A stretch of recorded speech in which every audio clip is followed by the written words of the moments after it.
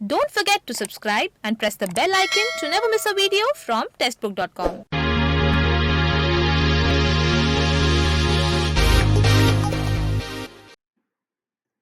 नमस्कार, स्वागत है आपका टेस्टबुक.com में। आईबीपीएस आरआरबी का रिक्रूटमेंट नोटिफिकेशन रिलीज हो गया है, तो जो कैंडिडेट्स इंतजार कर रहे थे आईबीपीएस आरआरबी के इस साल की नोटिफिकेशन की, उनके लिए बहुत अच्छी न्यूज आई है। 7 जून को आईबीपीएस ने आरआरबी की जो पोस्ट होती है उनकी रिक्रूटमेंट नोटिफिकेशन रिलीज कर दिया है।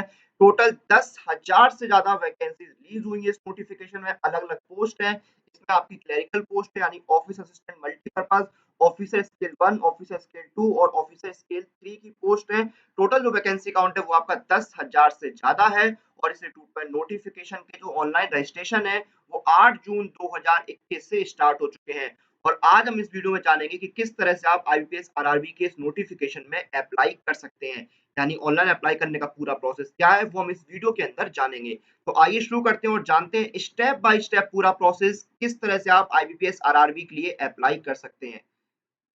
सबसे पहले आपको जो आईबीपीएस की ऑफिशियल वेबसाइट है www.ibps.in, इस पर विजिट करना होगा।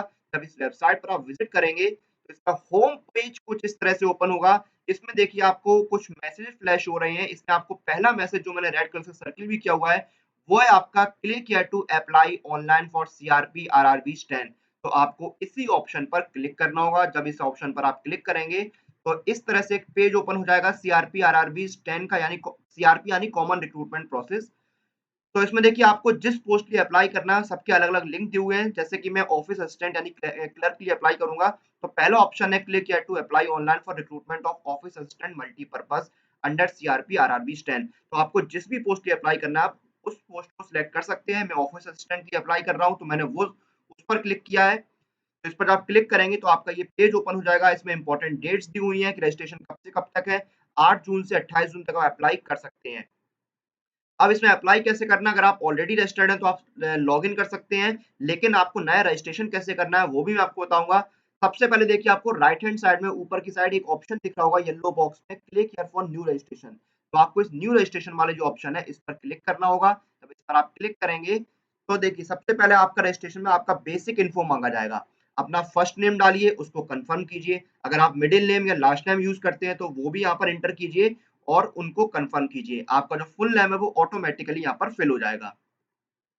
उसके बाद देखिए आपको क्या करना है, आपको आपका मोबाइल नंबर डालना है, उसको कंफर्म करना है। अगर आपका कोई अल्टरनेटिव मोबाइल नंबर है, लैंडलाइन नंबर है तो आप उसको एंटर कर दीजिए। फिर अपनी ईमेल आईडी एंटर कीजिए, उसको कंफर्म कीजिए। तो देखिए मोबाइल नंबर और ईमेल आईडी इंटर करते समय बहुत ही सावधानी रखिएगा, क्योंकि फ्यूचर में आपसे कांटेक्ट करने के लिए, आपको कोई भी अपडेट भेजने के लिए इसी मोबाइल नंबर और ईमेल आईडी का इस्तेमाल किया जाएगा।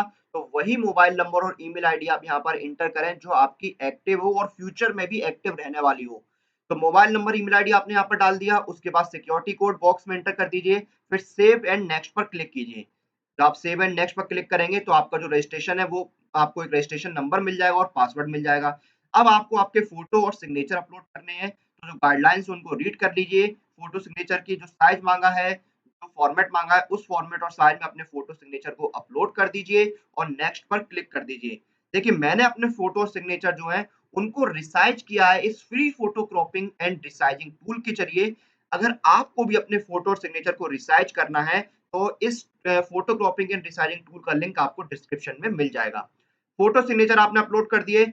उसके बाद देखिए आपको यहाँ पर बेसिक डिटेल्स में सबसे पहले आपको आपकी कैटेगरी सिलेक्ट करनी है। आप किस कैटेगरी से बिलोंग करते हैं, जनरल, ईडब्ल्यूएस, ईडब्ल्यूएस यानी economically weaker section, OBC, SC, ST, इनमें से जिस कैटेगरी से आप बिलोंग करते हैं वो कैटेगरी सिलेक्ट कीजिए।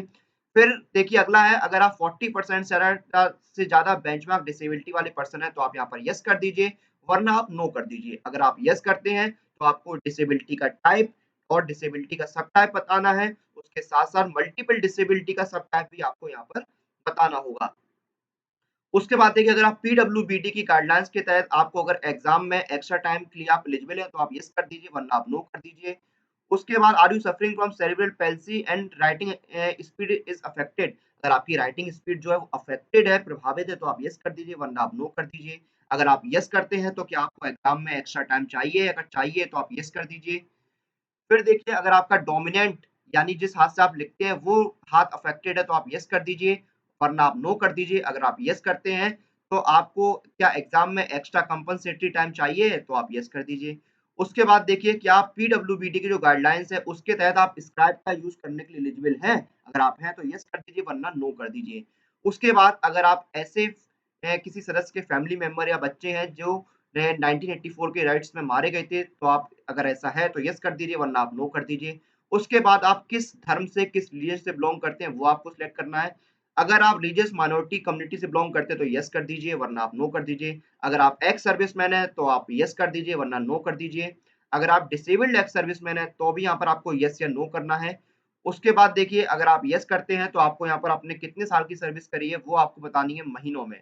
उसके बाद देखिए क्या आपने देखिए एक्स सर्विसमैन का फ़ायदा लेते हुए कोई गवर्नमेंट जॉब सिविल साइड में जॉइन करी थी? अगर करी थी तो येस कर दीजिए वरना आप नो कर दीजिए। उसके बाद देखिए क्या आप डिपेंडेंट हैं ऐसे एक्स सर्विसमैन के जो एक्शन में जिनकी मौत हुई थी? तो अगर आप ऐसा है तो आप येस कर दीजिए वरना आप नो कर दीजिए। उसके बाद देखिए Are you seeking a relaxation under widows, divorced women, women judicially separated from their husband and who are not remarried? अगर आप इसमें से कोई रिलैक्सेशन ले रहे हैं तो आप येस कर दीजिए वरना आप नो कर दीजिए। उससे पहले क्या आपने सीआरपी, सीडब्ल्यूई, आरआरपी के लिए अप्लाई किया है? अगर इससे पहले आपने कभी अप्लाई किया है तो येस कर दीजिए वरना नो कर दीजिए। अगर आप येस करते हैं तो आपने कितने अटेम्प्ट दिए हैं और आपने कौन-कौन से अटेम्प्ट इसमें से अर्लियर दिए हैं, सीडब्ल्यूई, आरआरबी 1, 2, 3 इस तरह से लिस्ट दी हुई है तो आपको सिलेक्ट करने हैं।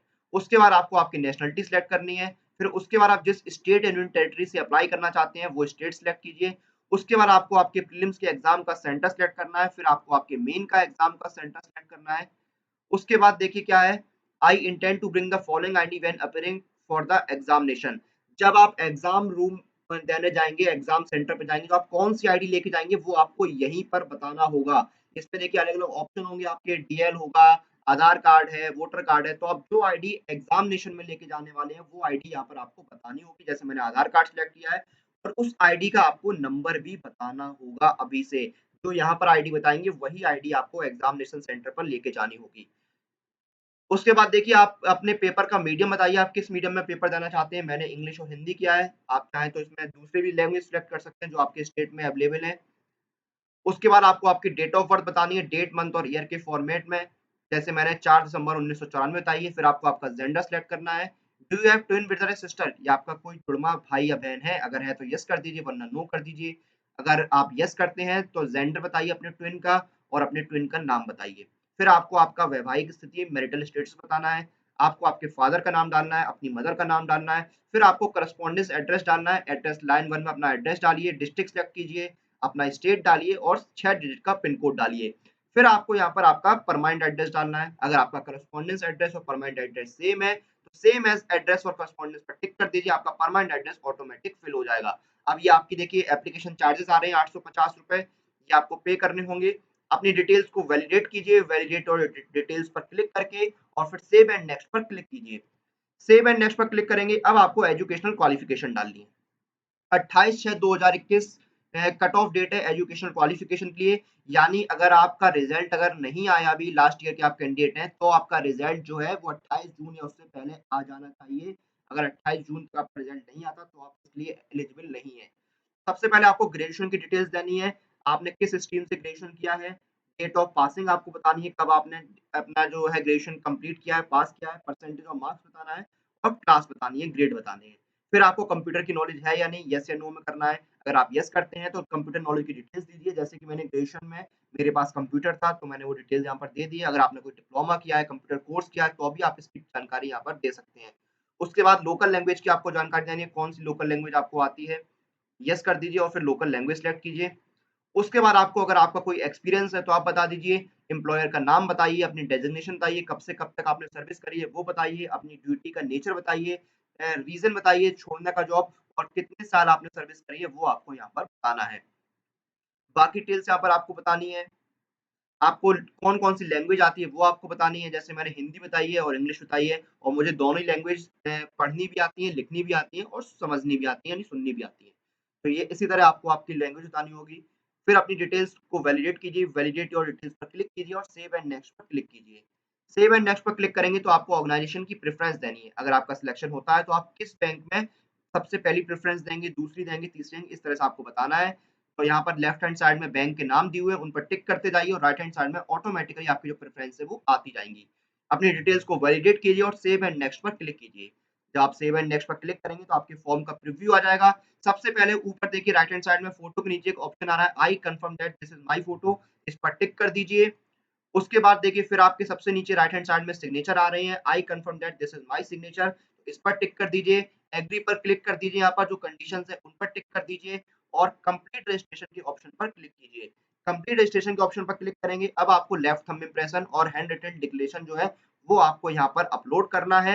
हैंड रिटन डिक्लेरेशन का जो फॉर्मेट है वो आपको दिया हुआ है नोटिफिकेशन के साथ, उसमें यानी आपको ये डिक्लेयर करना है कि आपने जो भी जानकारी दी है वो बिल्कुल सही है और ज़रूरत पड़ने पर उस जानकारी से से जुड़े हुए जो भी डॉक्यूमेंट्स हैं वो आप उपलब्ध कराएँगे। तो उसका जो पूरा फॉर्मेट है वो आपको नोटिफिकेशन में मिल जाएगा। तो आपने हैंड रिटन डिक्लेरेशन और लेफ्ट थंब इम्प्रेशन यहाँ पर अपलोड कर दिया। सिक्योरिटी कोड को बॉक्स में डालिए और सेव एंड नेक्स्ट पर क्लिक कीजिए। सेव एंड नेक्स्ट पर क्लिक करेंगे, अब आपका पेमेंट का ऑप्शन आएगा। ₹850 का आपको पेमेंट यहाँ पर करना है। सिक्योरिटी कोड यहाँ पर बॉक्स में एंटर कीजिए और सबमिट पर क्लिक कीजिए। सबमिट पर क्लिक करने के बाद आप पेमेंट पेज पर रिडायरेक्ट हो जाएँगे। आप अलग-अलग मीडियम से पेमेंट कर सकते हैं, credit card, debit card plus ATM pin, internet banking, wallet, cash card, QR, UPI आप जिससे चाहे पेमेंट कर सकते हैं। अपनी डिटेल्स दीजिए, मेक पेमेंट पर क्लिक कीजिए, अपना पेमेंट कंप्लीट करने के बाद आपका जो फॉर्म है वो सबमिट हो जाएगा। तो ये था स्टेप बाय स्टेप पूरा प्रोसेस आईबीपीएस आरआरबी में ऑनलाइन अप्लाई करने का, जिसकी रजिस्ट्रेशन 8 जून से स्टार्ट हो चुके हैं और 28 जून 2021 लास्ट डेट है अप्लाई करने की।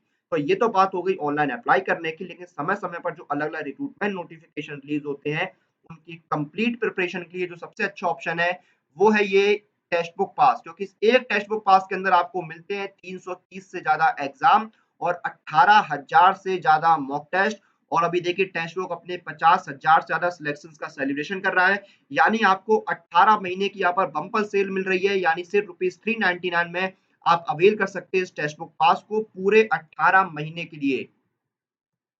तो ये था आईबीपीएस आरआरबी में ऑनलाइन अप्लाई करने का पूरा प्रोसेस। अगर आप एलिजिबल हैं किसी भी पोस्ट के तो आप इसमें 8 जून से 28 जून के बीच अप्लाई कर सकते हैं। इसी के साथ इस वीडियो को हम यहीं पर समाप्त करते हैं। आप लोग अपनी एग्जाम प्रिपरेशन और एग्जाम रिलेटेड सभी अपडेट्स के लिए टेक्स्ट बुक के साथ बने रहिए। Press the bell icon for all the latest update regarding your exam.